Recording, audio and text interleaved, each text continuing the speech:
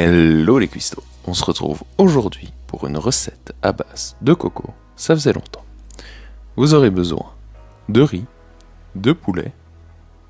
La quantité varie selon le nombre de mangeurs qu'il y a, mais moi je vais prendre 400 ml de lait de coco et à ça je vais rajouter de la crème de coco. Et finalement, pour accompagner le tout, je prendrai 2 belles bananes, une banane par personne. Il y a bien évidemment encore d'autres ingrédients nécessaires, mais pour les découvrir, restez connectés tout au long de la vidéo. Le watch time, tu connais. On commence par cuire dans une casserole à part le riz. Donc pour ça, il vous faut de l'eau que vous allez porter à ébullition. Là, on s'imagine que l'eau est à ébullition. Et on va y déverser le riz.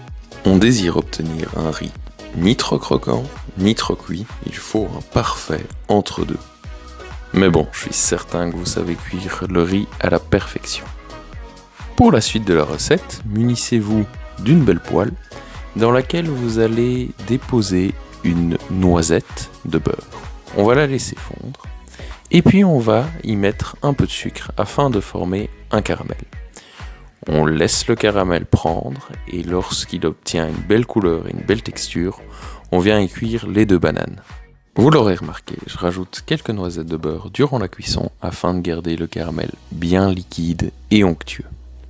Lorsque les bananes sont bien cuites et ont une belle coloration, on va les retirer, mais on garde le caramel.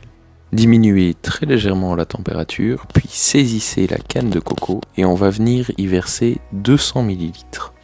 J'agrémente le tout de 2 cuillères à soupe de crème de coco.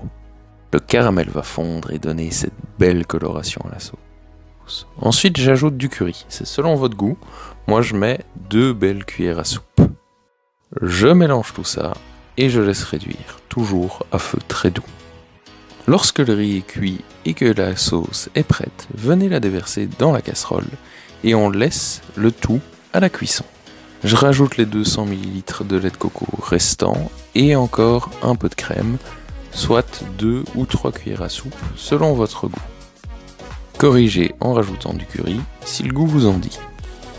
On va rechercher la poêle dans laquelle on avait préparé la sauce et cette fois-ci on la met à feu vif. On va cuire dans le jus restant le poulet. On veut une belle cuisson bien homogène, donc n'hésitez pas à retourner très régulièrement vos morceaux de poulet. Comme on désire des dés tendres à souhait, prévoyez un temps où vous laisserez la viande se reposer en dehors du feu.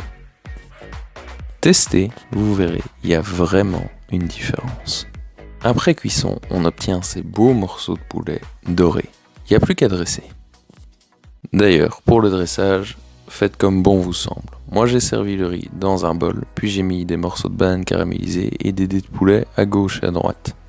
Comme c'était assez monochrome, je me suis permis de rajouter une petite touche de vert avec du basilic, mais vous pouvez très bien rajouter un peu d'oignon vert ou encore de la ciboulette. J'espère que cette présentation ainsi que la vidéo vous aura plu.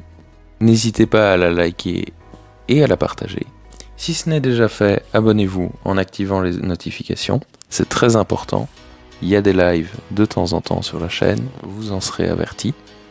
Sinon, mis à part cela, j'espère que vous allez bien. Je vous remercie d'avoir suivi la vidéo jusqu'à présent.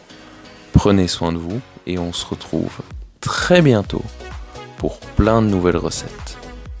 Et d'ici là, prenez soin de vous.